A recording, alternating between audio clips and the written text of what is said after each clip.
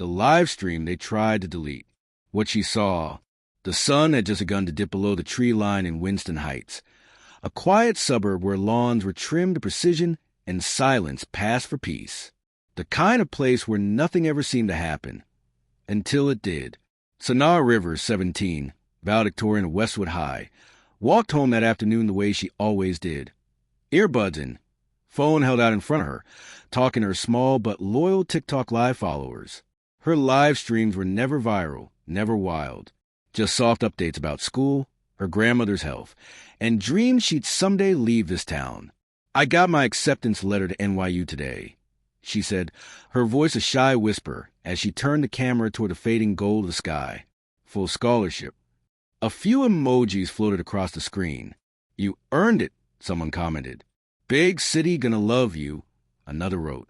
She smiled, brushing a twist of hair behind her ear. Her world was quiet joy, until the shouting started. From the other side of the tall hedges near the old tennis courts, voices rose, sharp, angry, full of pressure. "No, wait. I said I was just looking for my wallet. Please." Then the unmistakable thud of a blow. Then another. Sanaa stopped mid-step. Her hand trembled slightly as she turned her phone toward the sound. Through the gaps in the fence, her live stream caught a few crucial seconds.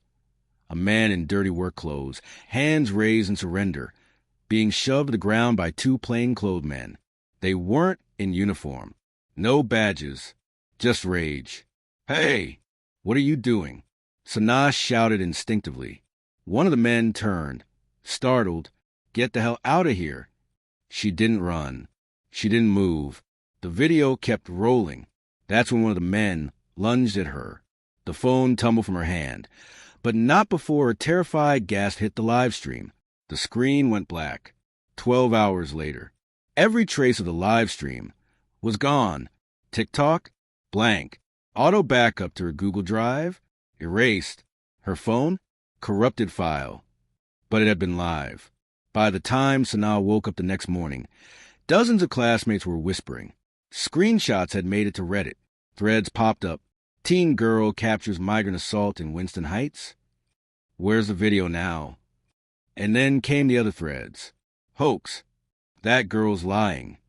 Fake trauma for followers. Even the local news reported. No wrongdoing was found in the minor altercation involving a landscaping worker yesterday. Officers on the scene report the suspect was resisting. They used the word suspect. For the man who had begged. For the man who bled. For Mateo Alvarez. The live stream they tried to delete. The woman who had seen too much. When Sanaa came home the night of the incident, she was shaking but silent. Her grandmother, Talia Rivers, was already seated at the kitchen table, tea steeping beside a folder of old court documents. Even in her retirement, Talia read legal briefs like they were bedtime stories. Her reputation as one of the few black civil rights attorneys in the county's past 3 decades hadn't left her, nor had the quiet sharpness in her eyes. She looked up the moment Sanaa walked in. "You saw something," she said calmly. "Didn't you?" Sanaa didn't respond at first. She just stood there, fists clenched around her phone, and whispered, "They were beating him, Grandma. And when they saw me recording, they took my phone. It's like the whole thing got wiped." Talia's brow furrowed. "Let me see it." She reached for the phone. There were no traces left. Not on TikTok. Not in cloud backups. Even the folder for downloads had been replaced with a storage error warning. "That's not possible," Talia muttered. "Not unless—" 3 days later, a news station ran the headline. Teens viral lie sparks outrage. Police deny any misconduct. Sanaa's face was shown in grainy footage from her school yearbook photo. The local news anchor called her troubled and a self-styled activist trying to stir unrest. A smear campaign had begun, but she wasn't alone. At 2:11 a.m. that night, Sanaa received an anonymous message through a secure app she didn't remember installing. "I saw your live. I saved the cache before it disappeared. You're not crazy. They're covering it up. Jay." Attached was a blurry but unmistakable thumbnail of the scene. Mateo on the ground, face bloodied, Sanaa's shadow just barely in frame. The file size? 1.3 gigabytes. The name of the sender? Just Jace. The live stream they tried to delete. The hacker, the hero, and the ghost in the past. Jace Boone had been many things. Expelled college student whistleblower, conspiracy theorist, and full-time digital ghost. But what most didn't know was that he was also the guy watching the watchers. He didn't stumble upon Sanaa's live stream. He was monitoring a pattern of keyword blackouts and metadata wipeouts from police precincts using undisclosed federal software. When her stream was pulled mid-recording, not after, but during, he flagged it. The thumbnail he sent her wasn't just for proof. It was bait. Meet me in the open. Jace didn't do video calls. He believed they were too easy to trace. Instead, he sent coordinates to a coffee shop 40 miles outside Winston Heights, one that didn't have Wi-Fi. Talia went with her. As they pulled up, Jace stepped from a rusty truck. He looked young. Hoodie, ripped jeans, laptop bag slung across his shoulder, but his eyes held the weight of someone who hadn't truly slept in years. "You're Sanaa," he said, "and you're the attorney who sued the state in 1994. He nodded at Talia. "You do your homework," Talia replied. "I do more than that," Jay said. "I track deleted truths. What you saw, what you streamed, it wasn't just assault. It was part of pattern." He laid out his laptop. On the screen, a database of flagged live streams, all of them abruptly terminated, all involving law enforcement in plain clothes. Dozens of them. Most went unnoticed. "But yours," he pointed. "Yours had 8,000 live viewers before it was pulled. That's not normal for a teenager filming squirrels." He turned to Sanaa. "They didn't just delete your stream. They tagged your IP. They're watching you now." Back at home, the ghost emerges. That night, Sanaa paced the kitchen while Talia sat silently beside a bowl of untouched soup. "They'll say I'm lying," Sanaa whispered. "I'm already trending with hashtag hoax Hogan and hashtag fake witness." Talia finally spoke. "Let me tell you something I never told anyone." She reached into a box from her old law files and pulled out a picture. A boy, maybe 8 years old, handcuffed and cry in a school hallway. "This was 1982, she said. "He was my first pro bono case. Police said he was dangerous because he brought a pencil sharpener blade in his lunchbox." Sanaa looked stunned. "What happened to him?" Talia's eyes dimmed. "They buried it, sealed the records. I lost the case." She slid the photo across the table. "That's Mateo. The missing man." Sanaa's heart stopped. "Wait, Mateo Alvarez? The man from the live stream?" Talia nodded. "He's been on their radar since he was a child. He's not just a man they hurt. He's a man they've been waiting to erase." "But where is he now?" Jace's voice came from a hallway. He had let himself back in through the unlocked back door. "Gone," he said, "and I think I know who has him. The live stream they tried to delete. Buried files and burned truths. Mateo Alvarez." For Sanaa, the name had gone from a stranger on the pavement to the most important person she'd never met. Jay sat with her and Talia in the small, lamp-lit living room, a glowing laptop on the table between them. He typed rapidly, navigating through dark web servers, legal leak forums, and encrypted data repositories, places where truth went to hide when the system tried to bury it. They didn't just take Mateo. They scrubbed him. Jay said this as he pulled up side-by-side screenshots, one from Public Housing Database last week and one now. In the first, Mateo Alvarez, Unit 4B. In the second, nothing. No record. Like he'd never lived there. His social? Deleted. DMV record? Gone. They ghosted him. Jace continued. "Who can do that?" Sanaa asked. "People with access to tools they claim don't exist," Jay said. "But they missed something." He turned the screen to show them a maintenance report filed to the City Council's public works system, a system separate from law enforcement. A worker had submitted a ticket 3 hours after the live stream incident. The report was titled, "Unmarked Van Obstructing Sewer Grate at Garfield and 27th. Officer said not to tow." Sanaa read it aloud and looked up. That's where they took him. The van, the warehouse, and the whisper. The next night, Jace drove them, Sanaa and himself. Talia stayed behind, to the industrial part town, where delivery trucks used to run all hours, but now only silence filled the air. At 27th and Garfield, the only sound was the wind against rusted metal. But Jace wasn't looking for sound. He pulled out a thermal scope. "That's heat. Inside that warehouse," he whispered. The building was dark, but a faint red blur flickered through the scope. Signs of recent activity. They crept closer, hiding behind trash bins and parked semis. Suddenly, Jace froze. He locked eyes on something, a shadow, fast, too fast, ducking behind a broken loading dock. He motioned to back up, but before they could, a voice cracked through a speaker. "You've been warned once. This is your final warning." A bright flash, floodlights ignited. Sanaa raised her phone, filming. "I don't care if they delete it again," she said. "We're not backing down." Jace grabbed her hand. "We need evidence and to stay alive. Let's go." They ran. Tires screeched in the distance. The sound of someone arriving. Backup, not to help, but to silence. Talia's last case. Back at home, Talia filed a court motion. She was going to sue the city again. This time, not for one person, but for every ghost they tried to erase. And this time, she had her granddaughter and the last honest hacker in the state by her side. Part 5, The Hidden Feed, coming next. A rogue officer contacts Sanaa. He has a copy of the live stream and body cam footage that proves a cover-up. Mateo's daughter, whom no one knew existed, comes forward. The final upload goes live. The live stream they tried to delete. The hidden feed.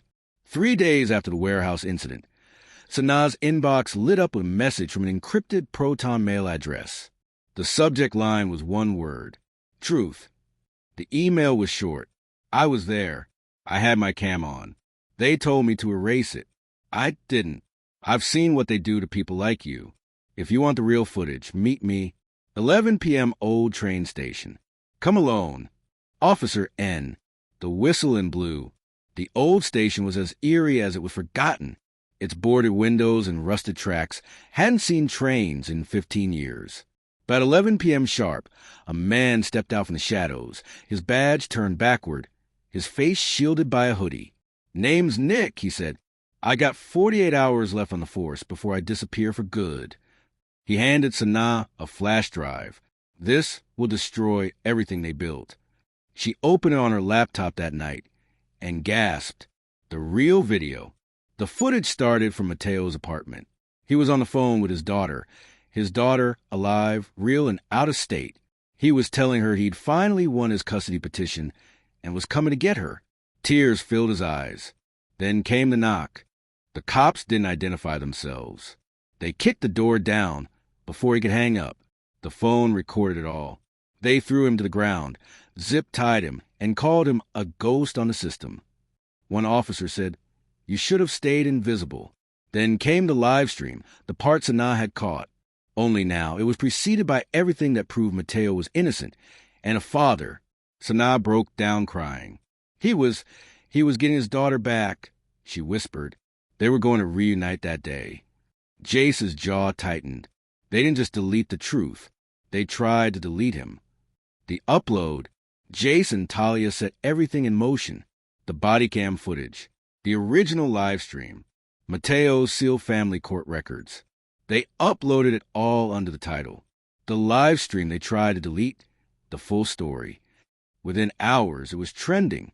Celebrities shared it. Journalists picked it up. Protests reignited. And then, the impossible happened. Mateo was alive. A voice memo landed in Sanaa's inbox. It was scratchy, distorted, but unmistakable. "You're brave, little one. I'm safer now, but I saw what you did. You didn't let me vanish." It was Mateo, alive, somewhere, hidden, watching. Sanaa collapsed to the floor in tears. Talia hugged her tighter than she ever had. "You just did more for the truth than I ever could in a courtroom," she whispered. The live stream they tried to delete. A daughter's voice.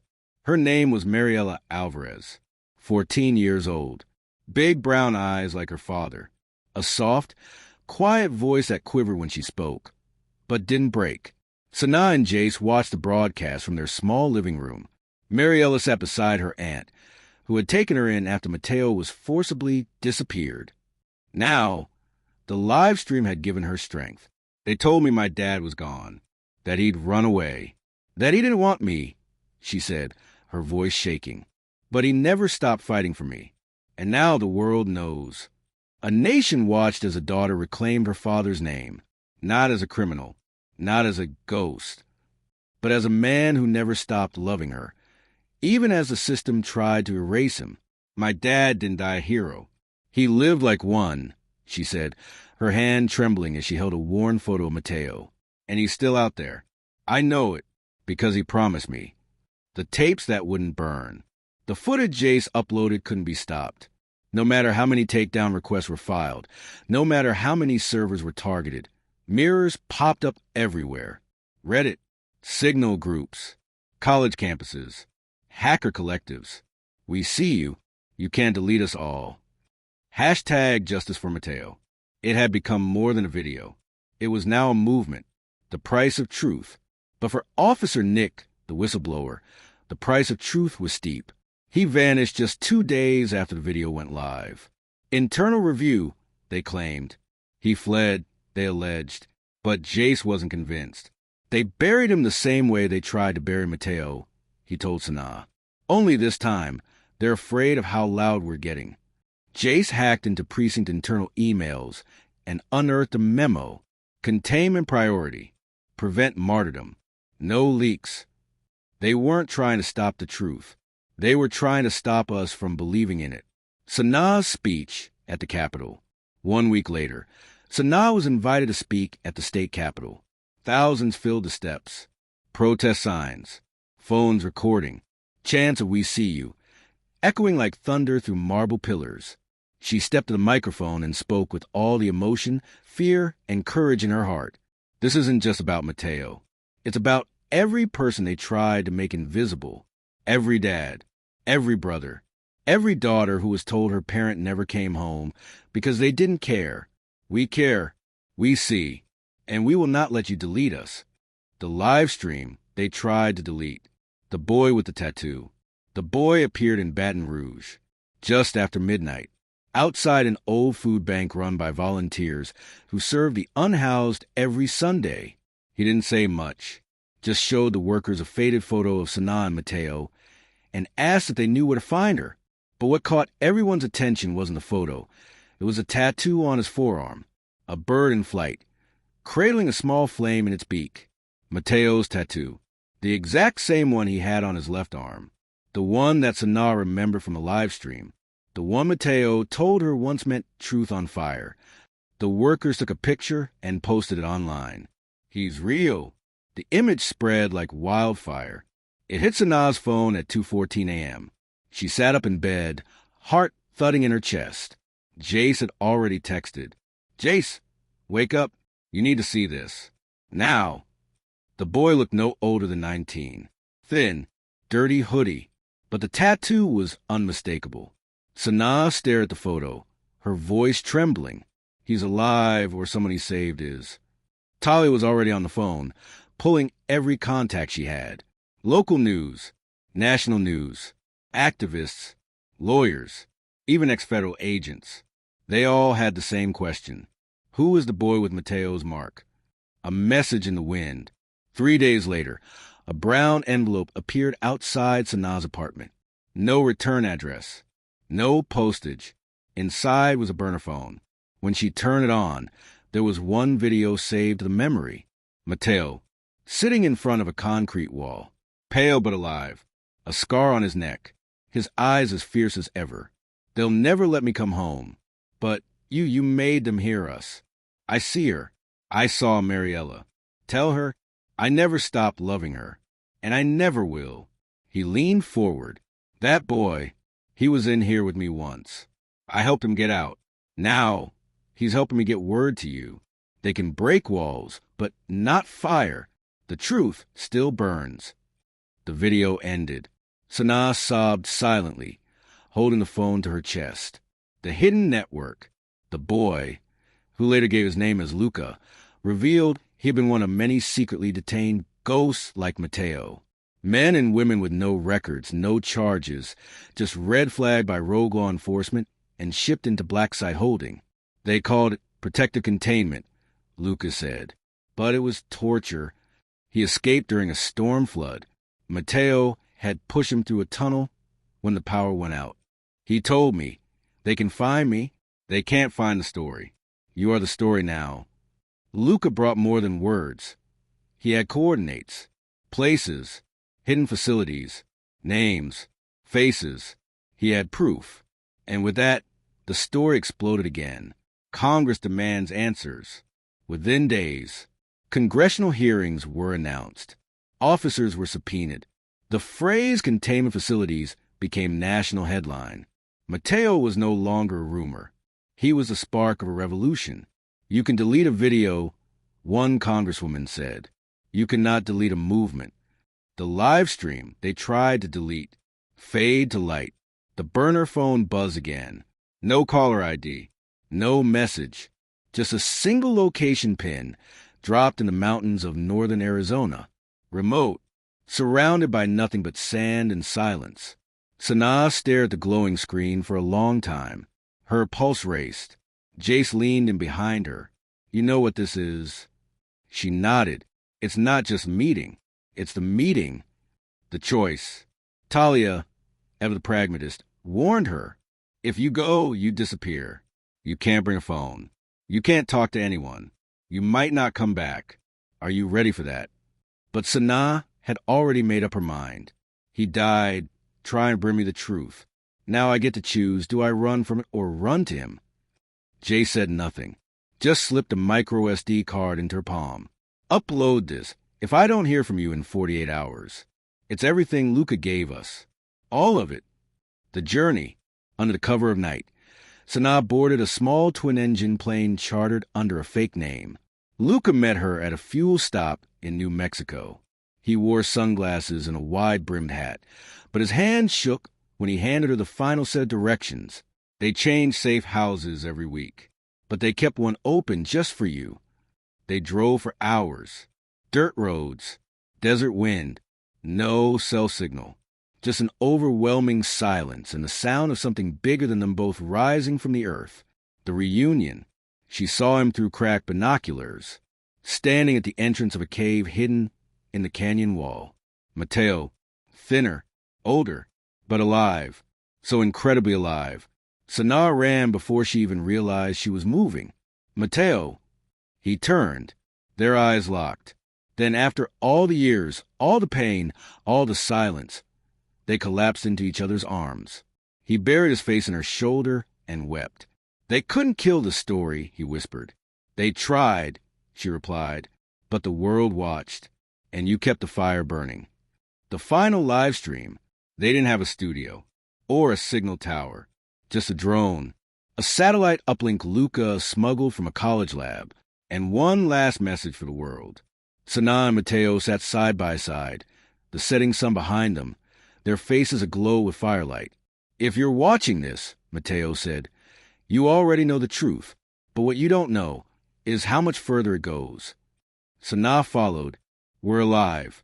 Many of us are, and we won't stop telling our stories. Because this isn't just about justice. It's about remembering what they tried to erase." They uploaded the video, then smashed the gear, and disappeared into the dark. 1 year later, Hope Underground. In the wake of their broadcast, 6 secret facilities were shut down. Over 200 detainees were found and freed. 3 former police chiefs were indicted. A museum was built in D.C. titled The Voices They Couldn't Silence. Every week, more stories came out. More names. More light. Sanaa never resurfaced publicly, but Jace believed she was still out there. She became a ghost to stop ghosts from being forgotten. The girl in the flame. In a small town in southern Illinois, a little girl named Mariella sat in front of her classroom. Show and tell day. She brought a pendant, shaped like a bird, holding a tiny flame. "My dad gave it to me," she told the class. "He told me the truth never dies, even when they try to delete it." A teacher tried not to cry, because somehow, even in hiding, Mateo's story kept burning. The live stream they tried to delete. The new underground. After their final broadcast, Mateo and Sanaa weren't seen again, at least not by the public. But for those who knew where to look, whispers of the archive began circulating. A secure, decentralized network. Anonymous uploads. Testimonies from ex-detainees. Footage from whistleblowers. Court transcripts, once sealed, now public. The live stream they tried to delete became the archive they couldn't contain. People started referring to it as the flame net. The government tried to shut it down, but every time they removed one node, two more appeared. Hosted in basements, on thumb drives, on old phones mailed across borders. Mateo's voice lived on in every upload. The Congresswoman's visit. 1 year to the day after the stream, Congresswoman Reyes, the same one who first called for hearings, visited the original site of Mateo's disappearance. The warehouse, now shuttered, empty. She laid a single sunflower on the cracked pavement, then turned to the cameras. History is not made by those who stay silent. It's made by the ones who scream into the dark and force the world to listen. Mateo was one of those people. Behind her, a mural had been painted across the side of the building. A bird, in flight, carrying a flame, the fire they couldn't kill. In Brazil, a young woman named Inez streamed herself reading from Mateo's court transcript, the one official said never existed. In Taiwan, a group of students created a VR experience titled Inside the Silence, based on interviews with Luca. In Nigeria, an artist performed a spoken word piece inspired by Sanaa's journalism. They took his body, but not his truth. They took his name, but not his flame. They took the live stream, but not the world that saw it. A message from the mountains. 2 years later, on what would have been Mateo's 33rd birthday, a new video surfaced on FlameNet. Grainy, windy, clearly recorded on a mountaintop. Sanaa's voice narrates, "If you're watching this, it means we're still here. The truth is not a moment. It's a movement. And we were never the heroes of this story. You are." Then Mateo speaks. He looks older, but calm, like a man who's finally at peace. They tried to erase the wrong door, the wrong body, the wrong video. But here we are, still burning. He reaches into his pocket, pulls out a small bird-shaped pendant, then smiles. Tell them the live stream never ended. Legacy, the live stream they tried to delete, would go on to inspire legislation protecting journalists and whistleblowers globally, launch over 20 nonprofit organizations that focus on digital justice, prison reform, and underground archiving, spark a global annual day of remembrance, Truth Flame Day, where people worldwide light candles for victims of censorship, brutality, and silence. Sanaa and Mateo were never found, but every year new stories upload to FlameNet, and in each of them the same symbol appears: a bird, a flame, and a truth that refused to die.